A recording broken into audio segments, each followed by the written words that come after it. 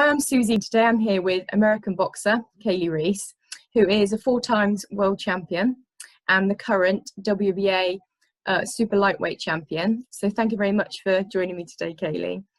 Looking through your record, obviously you've fought quite a lot of big names, and obviously the one that stands out to me is Celia Brækhus. So and I know that it was quite a controversial decision, really, because some people say that you actually won that fight.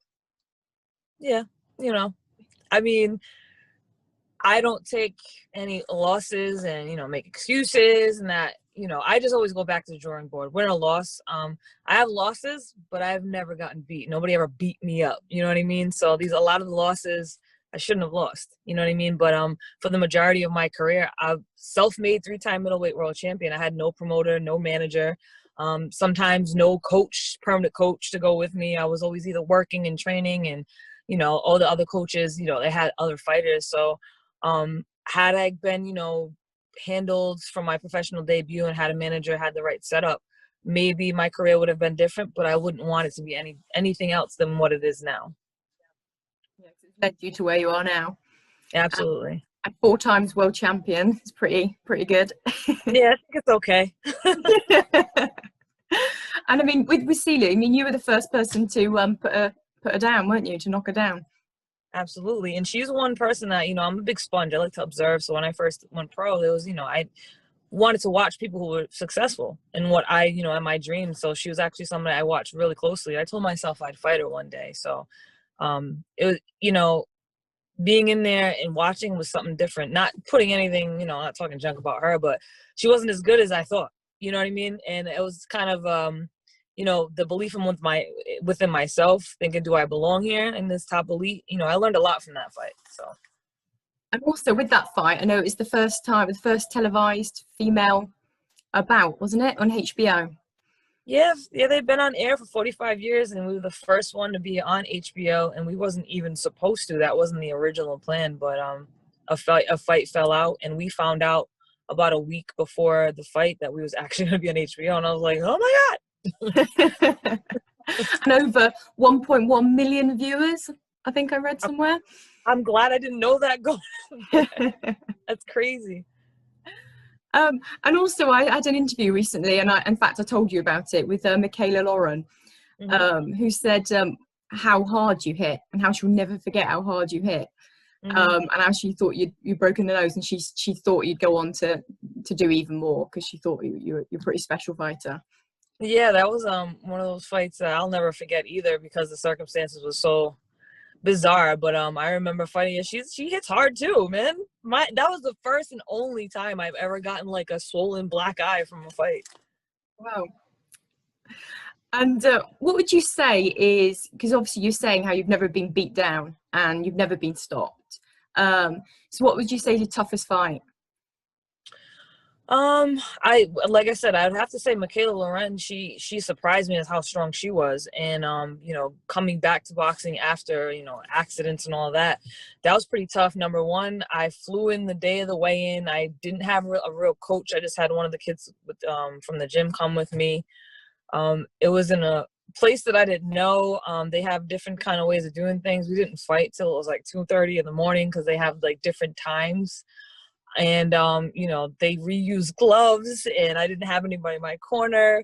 That was probably the toughest fight, because she surprised me how hard she could hit, and somebody from there worked my corner that I didn't know, and he didn't put no inswell or anything on my eye. So I was kind of like fighting with one eye. So I would say that fight was one of the hardest fights, as well as Ashley Curry. She just recently fought Franchon Cruz. And when you have somebody, and this is, again, not me being a smart ass, but when you have somebody that doesn't have much skill and they're really awkward, that's way tougher than fighting somebody like Cecilia that has skill and you can kind of match skill for skills. That was like the most annoying fight to me. So definitely those two. And then going on from that, what would be your sort of highlight, your career highlight for you? I have a few, for a few reasons. I mean, I got told that I wasn't going to box anymore after I got into my motorcycle accident in 2012. And following that accident, 3 months after that, I got assaulted by a police officer. So we re-injured what was already injured from my accident. And they basically told me, you shouldn't box anymore. That was before I had any world titles. And then I came back and won a world title against, the first world title was against Teresa Perosi for the IBA middleweight world championship. And again, I always have a story, but I was working with a coach, and the day before we were supposed to leave, he had a heart attack, so he couldn't fly. So again, I had to scramble around to ask anybody if they wanted to come to Bermuda with me.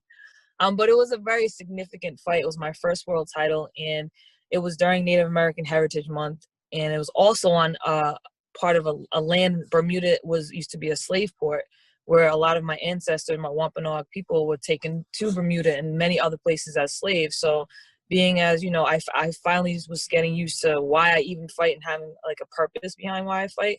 During Native American Heritage Month, coming back to boxing, fighting for a world title was really significant, because I was able to, you know, have that spiritual battle too as well, being on that land and being able to fight like my ancestors did, win that title and take my ancestors back home. So that was like a highlight, and that was my first world title.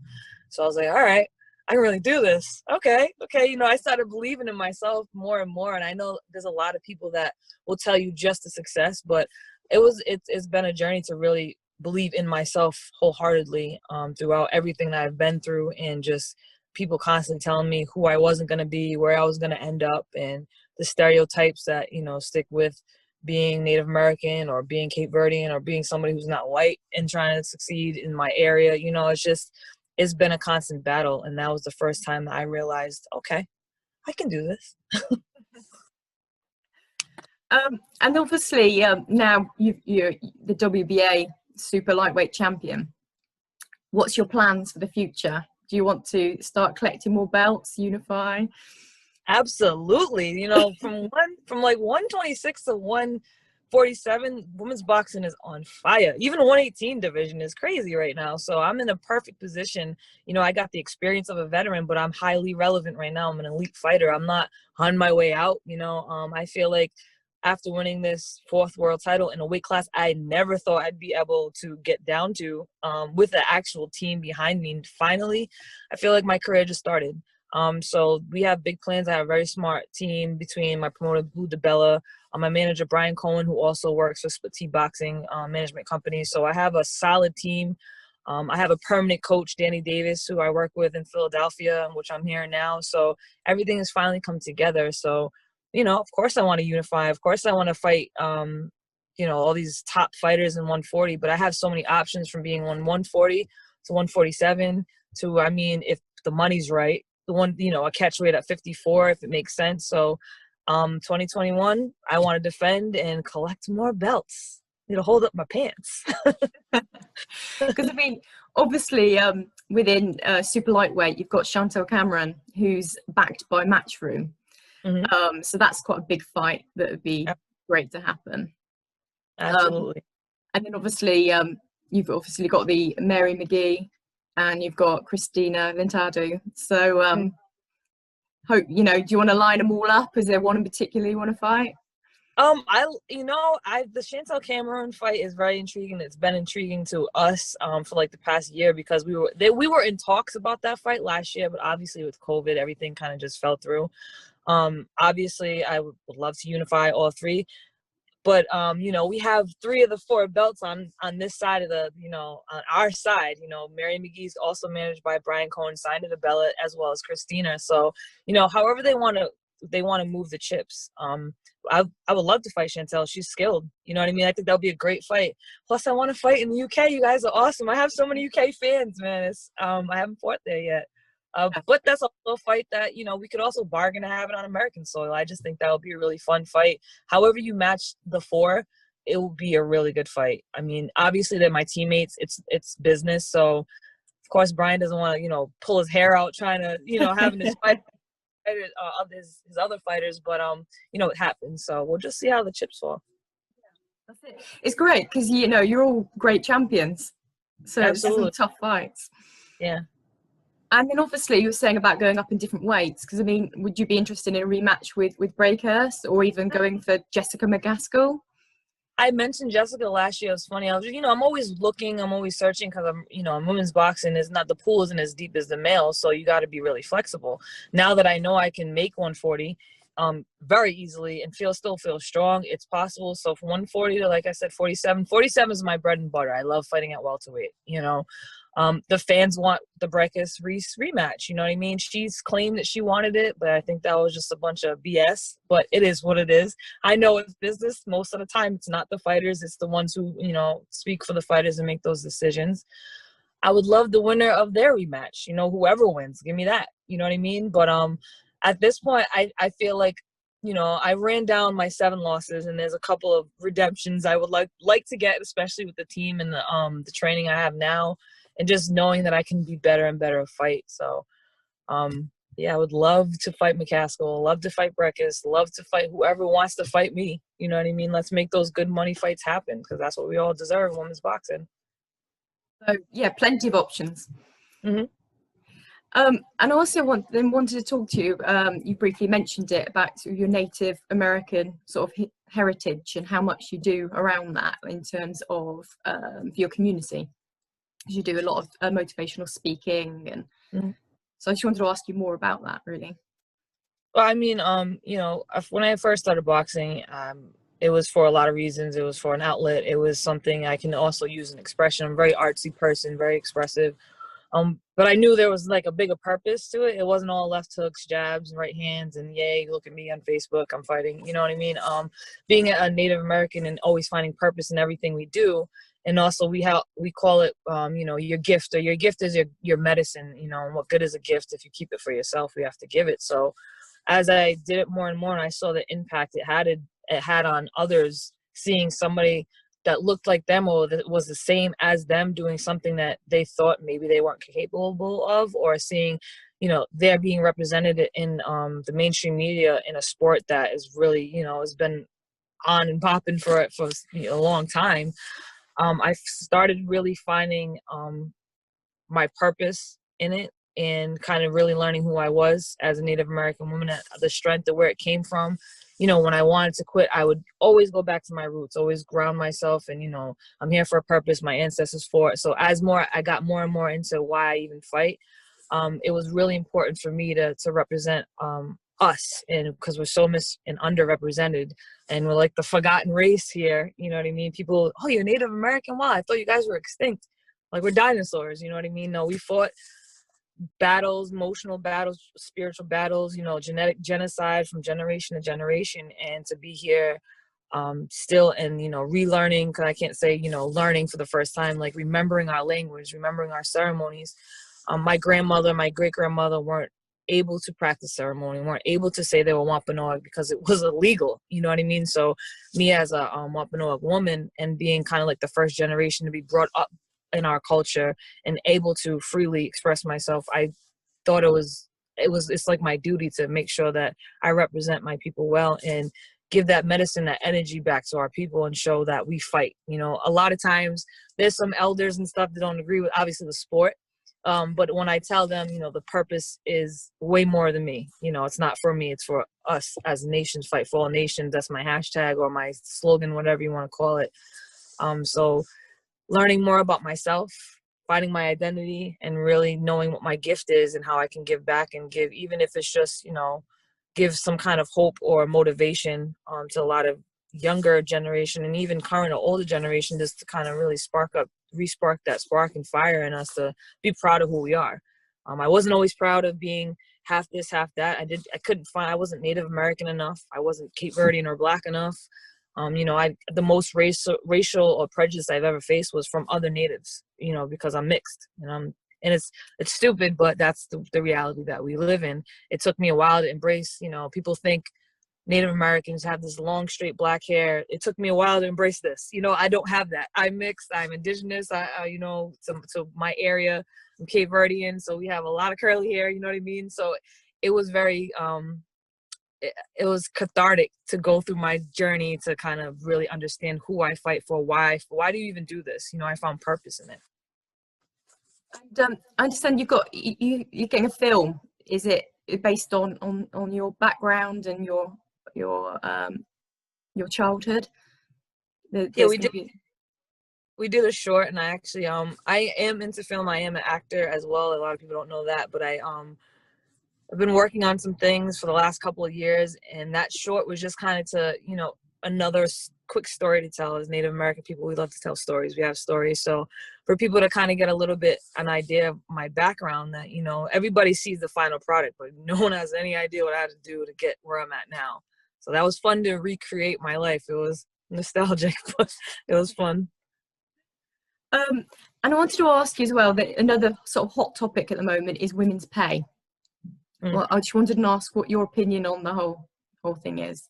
Oh man, I mean, the hot topic between the pay and the minute rounds, you know, I can touch on both. Women do not get paid. We don't get paid nearly a fraction of what we should. Is it getting better? Absolutely. Do I see changes? Absolutely. Do I see networks and promoters standing behind women's boxing to put us on and put very competitive title fights full of talent on? Absolutely. Slowly but surely, I believe that we'll be getting paid more and more. Will I ever see $1 million payday?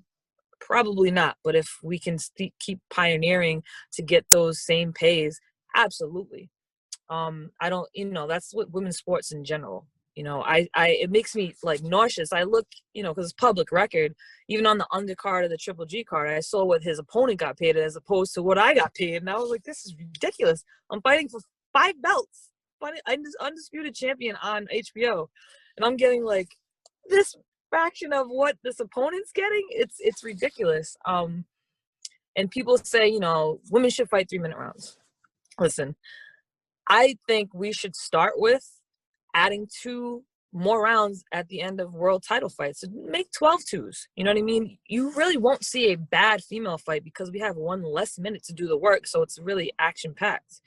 And also networks wouldn't want to put, you know, a 10, 12 round 3-minute fight, women's fight on with all the men's, you know, being so long. If it's a bad men's fight, it's a long, bad fight. But if it's, you know, it's kind of not really competitive, women's fight is shorter. So we have more opportunities to be on networks. That's kind of how my promoter, Lou DiBella, was explaining to me, and it makes a lot of sense. And also, if I go to my job and I work an 8-hour shift and I get paid, okay. But if they say, hey, you want to stay another 6 hours, but I'm not going to pay you? No, I'm not doing that. You know what I mean? Yeah. Absolutely not. If you want me to fight 3-minute rounds, pay me for 3-minute rounds. Or don't. You know, stay at 2 minutes, but make the undisputed championships, the world title fights, 12 rounds. I think we should start there. After you add 2 more rounds, you will see more knockouts. You will see a lot more knockouts. I believe, because if Cecilia was in there for either another minute each round or 2 more rounds, she was not getting up. You know what I mean? Yeah. Because you made a stumble, didn't you, in another, like in the 9th and the 10th? Is it? Yeah. Her coach was telling her she's not getting any more. She's not getting weaker. She's getting stronger. Run. And I also wanted to ask you, any passions outside of boxing? So obviously you talk about sort of outside of boxing, your heritage and all that, but any other sort of passions? I'm a certified motorcycle mechanic, so I love riding bikes. I have a sport bike. It's really fast. I love that. Very artsy. I paint. I used to play the violin when I was 9 years old. I started playing when I was 9, so I'm very much into music. I love going to different communities and reservations and learning more about the people who follow and support me, giving those motivational speeches, and just meeting all these wonderful little warriors that follow me. You know what I mean? That is something I have a lot of passion behind. I would love to make it, you know, a yearly thing, to do some kind of like a reservation or a res tour, as I would call it, just to go around and, you know, it's almost like visiting a third world country sometimes in some of these communities, because there's so much lack of resources. So however my impact and my success in boxing can give back, I would love to do that. You know what I mean? And I'm very, very passionate about acting. I got into it. I've always wanted to, and I finally did get into it. And I have a lot of things, you know, going on right now and I'm really excited about. And just to be the face of the something else, as we were called during the election, or the different, you know, the different people that we don't get represented. I build a hell of a platform with boxing. I'm not done yet. You know, I have a lot of work to do, but after boxing, commentating would be awesome. I would love to commentate. I just love boxing anyway in a whole, starting some boxing programs, going along with the work I do and trying to bring awareness to missing and murdered Indigenous women, you know, I would love to start some kind of workshops that we could present to all these different communities that are heavy with this epidemic, to try to, you know, teach our women, our boys, our girls, our people to defend themselves. Because there's probably a lot of situations where if that girl knew how to defend herself, maybe this perpetrator wouldn't have taken her. Maybe would have thought twice. You know what I mean? I know you're advertising something at the moment that you're doing, sort of a live fight sort of session or something. When's that? That's next Saturday, January 16th. It's at 11 a.m. Eastern Standard Time, and it's in collaboration with Overthrow, New York, their gym, and ESPN. They have a documentary. It's called Blackfeet Boxing, Not Invisible. It's really awesome. So if you get a chance to see it, it's really just to see the passion and the heart and the guts of these kids living through this really, really crazy epidemic. You know, they're using boxing to fight back and to learn how to defend themselves, which is awesome. So we're just bringing awareness, you know, kind of giving people a little bit more education about it. And we're doing a live workout class with them, the younger people from the Blackfeet Boxing Club, and anybody can sign up for it. It's a free boxing class with myself, Veronica Jeffrey, and Ayana Okimo. She's from the Menominee Nation.